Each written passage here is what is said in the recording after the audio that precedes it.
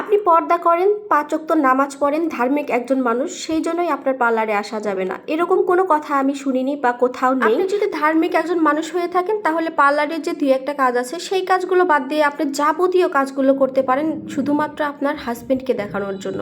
এতে কোনো পাপ নেই। আর অনেকেই ভাবে যে আমি ধার্মিক হয়েছি বলে পার্লারে আসলে আমার পাপ হবে, এরকম কোনো কিছুই না আপুরা। অনেক আন্টিরাই আসে যারা হজ করে এসেছে, অনেক আপুরাও আসে হজ করে এসেছে, তারা কিন্তু ভুরু প্লাক, তিল বসানো বাদে ফেসিয়াল, মিনিকুর, পেনুকুর এগুলো করে থাকে। এগুলোতে কোনো পাপ নেই আপুরা। আর একটা কথা, আমার পার্লার হচ্ছে আমার কাছে একটা পবিত্র জায়গা যেখান থেকে আমি ইনকাম করি। বিশ্বাস করো, আমি ঘরে বসেই ইনকাম করি। এক সাইডে পার্লার, এক সাইডে বাসা আমার। আমি মাসে একবারও সিঁড়ি দিয়ে নামি কিনা সন্দেহ আছে। আমি খুব সম্মানের সাথে ঘরে বসে ইনকাম করছি, আমার বাইরে যাওয়ার কোনো প্রয়োজন হচ্ছে না। আসলে সব কাজের ক্ষেত্রেই ভালো মন্দ মানুষ মিশিয়েই থাকে, তবে সবাই যে এক সমান সেটা কিন্তু না।